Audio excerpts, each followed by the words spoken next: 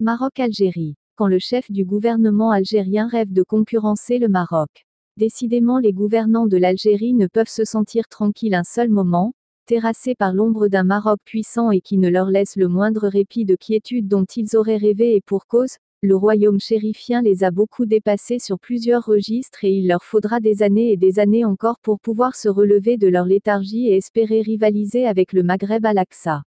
Le Maroc, qui est passé à l'universalité, ne se soucie plus de l'internationalité, ni de la mondialité, ayant acquis ses lettres de noblesse aussi politiquement qu'économiquement, que sur plusieurs autres registres dont il est sorti avec les grands honneurs.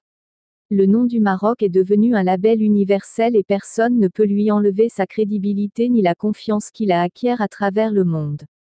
Aujourd'hui, et dans un élan désespéré, l'Algérie entend vouloir suivre le pas du Maroc et saisissant l'occasion de la 27e édition de la foire de la production algérienne qui a été inaugurée hier jeudi au Palais des Expositions, Pin Maritime, Alger, par le Premier ministre, Ahmed Ouyahia, en présence notamment de membres du gouvernement, ce dernier a recommandé aux producteurs algériens de se lancer vers l'avant en précisant « Notre produit peut concurrencer le produit marocain », a-t-il insisté.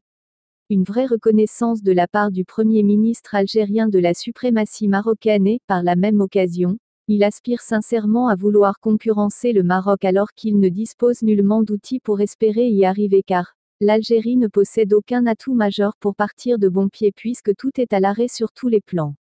Concurrencer le Maroc en 2018 est chose impossible, il faudra à l'Algérie attendre des années et des années pour rien qu'à se mettre à ses marques, d'autres années pour sentir prête sur la ligne du départ, davantage d'années enfin pour partir et plusieurs autres années pour faire la course et attendre d'atteindre le point arrivé. Chose impossible, au vu de la situation chaotique que connaît l'économie algérienne par ces temps de disette qui perdurent. Aussi, le vœu de Ouyahia est bien loin de la réalité, le Maroc est déjà bien loin.